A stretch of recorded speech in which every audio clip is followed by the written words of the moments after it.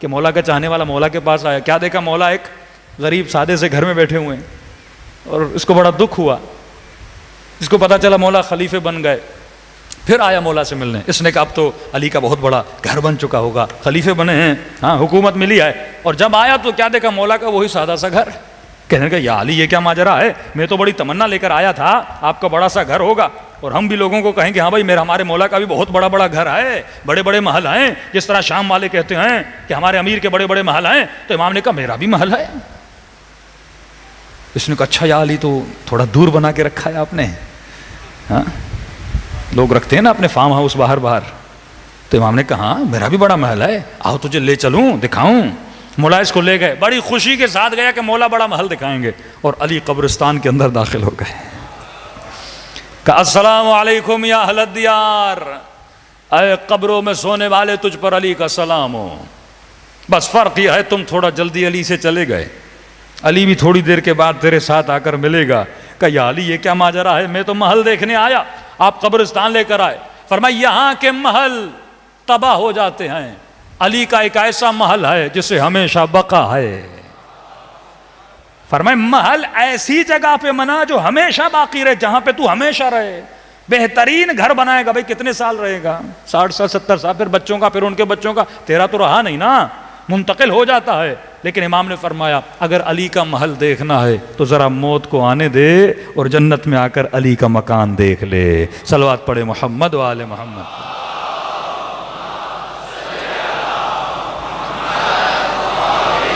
محمد وعجل فرجہم.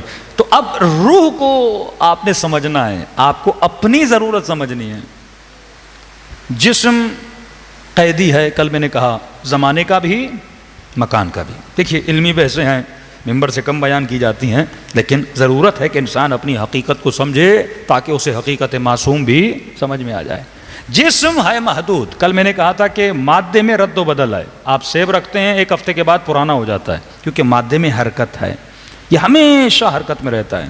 یہ سائنس نے بھی ثابت کیا. ہر انسان کی باڈی میں سیلز ہیں, یہ ایک سیکنڈز کے لیے بھی رکتے نہیں ہیں, ان میں حرکت رہتی ہے. یہ رد و بدل میں رہتا ہے, خود کو بدلتا رہتا ہے, اپنا شیپ, اپنی حرکت بدلتا رہتا ہے. لیکن روح میں ثبات ہے کیونکہ وہ مادی نہیں ہے. اس کی دلیل یہ ہے کہ اچانک بچوں نے آپ کو کہا کہ بابا آپ کا برتھ ڈے مناتے ہیں, اور کیک لایا گیا اور کیک پہ لگا ہوا تھا 42 ایئرز.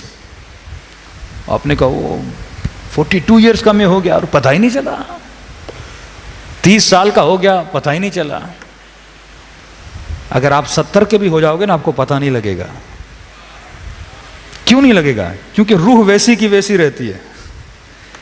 یہ آپ کو نظر آتا ہے صاحب بوڑھے ہو گئے ہیں, لیکن اس سے پوچھو وہ کہتا ہے میں تو ویسے کا ویسا ہی ہوں.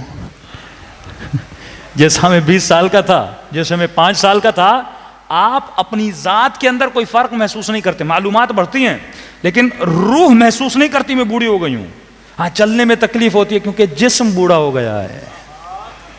روح کبھی بوڑھی نہیں ہوتی, روح ویسی کی ویسی رہتی ہے, کیونکہ روح مادی نہیں ہے, روح میں رد و بدل نہیں ہے, روح یہاں کی مخلوق نہیں ہے, روح وہاں کی مخلوق ہے. اور علماء مثال ایسے دیتے ہیں جس طرح بال کو زمین پہ پھینکتے ہو نا, پھر کہاں جاتا ہے؟ واپس جاتا ہے. تو روح کو اللہ نے زمین پہ بھیجا, جہاں کی ہے پھر زمین پہ لگ کے کہاں چلی جاتی ہے؟